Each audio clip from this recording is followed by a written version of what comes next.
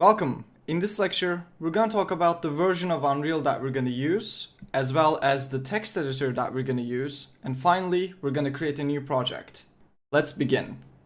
Okay, so I'm going to be using version 5.2.1. Make sure you have the same version as me installed. Otherwise, I cannot guarantee that you're going to have the same experience. Things are different across different versions. For the most part, you should be fine even if you're using version 5.1 or 5.0. 95% of the time you should be fine, but it's that 5% of the time that things might be different. So in order to have the smoothest experience, make sure you have the same version as the one I have here, which is 5.2.1. And I'm going to assume that you have Unreal installed and you know how to install it, because this is a intermediate/advanced beginners course. So a lot of the basics I'm just going to assume that you know.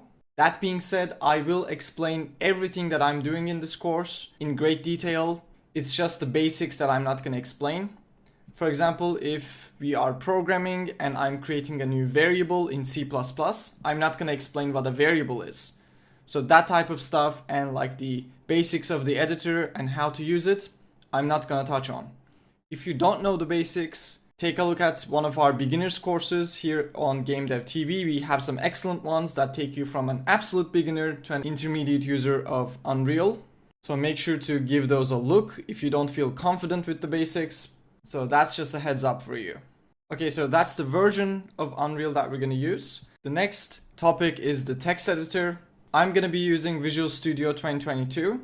On Windows, you can also use Visual Studio Code. If you're using Mac, you can also use Xcode as well as Visual Studio Code. It doesn't matter which one you use.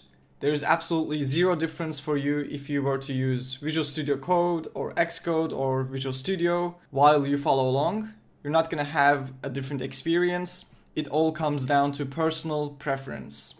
So pick the one that you like the most or the one that you're comfortable with. And like I said, it's not going to matter, and I'm going to use Visual Studio. Okay, so with those out of the way, let's go ahead and create a new project. I'm going to launch the engine from here. Okay, so here we are in the project browser. From here, we're going to pick the third person template because the game that we're going to make ultimately is going to be using the third person camera view and a third person controller. So this is the one that we're going to pick. We're going to set the project defaults to be C++ instead of Blueprint, and everything else here we can just leave as is. Finally, we're going to rename the project. I'm just going to call it multiplayer course, but feel free to use a different name. And for the project location, I have a dedicated folder for all my Unreal projects, and this is the path. And we're going to create this project. Okay, so the project creation is finally complete, and here we have the third person template demo level essentially. And we can play this, and you will see that it looks like a single player game with this demo level and the third person character that Unreal gives us. But actually, this demo will work with multiplayer. We can actually, in Unreal, in Engine right now, test this game with multiple players. And that has to do with how networking is implemented in Unreal Engine. In Unreal, networking is very tightly integrated into the engine. Basically, all games made with Unreal are networked and are essentially multiplayer games. The single player ones just don't let anyone else connect to them. So because networking is so tightly integrated with Unreal, we actually get a lot of functionality out of the box without actually doing any work. Now I'm just going to show you how we can play this game with multiple instances on the same machine in the editor here. Okay, so here in the toolbar up here, we have a menu with these three dots. If you click on that, you'll get this pop-up menu. And down here we have some options called multiplayer options. Now I'm going to play with these and not explain them, but I'm just doing this to give you a taste of what's about to come. I'm going to explain all the things that I'm doing here in great detail in an upcoming lecture. So don't worry if you don't understand what I'm talking about right now or doing. So just keep that in mind and don't worry. Okay, so here we can set number of players, which sounds exactly like what it does. It increases or decreases the number of players that we test with. So let's set this to be 2. And under the number of players we have net mode. And this one is currently by default set to be standalone. You can think of standalone as a single player game. We want to make this a multiplayer game. So we're gonna switch this to be a listen server. And let's click on this. And that will make one of our instances of the game to be a server, and the other one will be the client, which is the one that connects to the server. Again, I'm gonna explain these more, so let's just go ahead and see what this looks like. So with these changes, I'm gonna run the game. And this time you can see that we have an extra window that popped up. This is that client I was talking about. If you actually expand this and take a look at the toolbar here, you can see that it says client 1.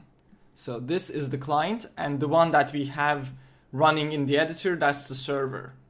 I can pick the client and start moving, and you can see that the character on the server is also being updated.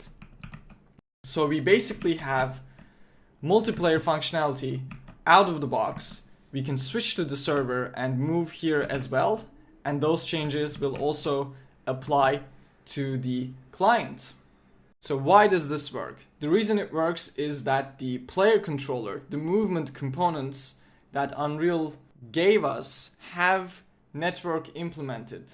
So out of the box, without doing any extra work, they just work correctly in multiplayer. Now we're currently testing in the same machine and not across the internet, but even if we did that, these would still work. But that being said, not all things are like that. For example, let's see. Let's try pushing this box. And you can see that I pushed the box, but in the client, let me get my mouse back by pressing Shift plus F1, and that will give me my mouse back. You can see that on the client, the box landed on the slope, but on the server, it landed here. So that's not consistent between the server and the client, which isn't correct multiplayer functionality. The characters worked because those were implemented to work with multiplayer games by Unreal. But the cube didn't work, the box didn't work. For the most part, we're gonna have to handle things to work with multiplayer. And the term here that you should learn would be replication. The character controller is replicated, but that cube or the box isn't. Okay, so enough with that. I'm gonna close this instance, and if you close one of them, it will close all of them.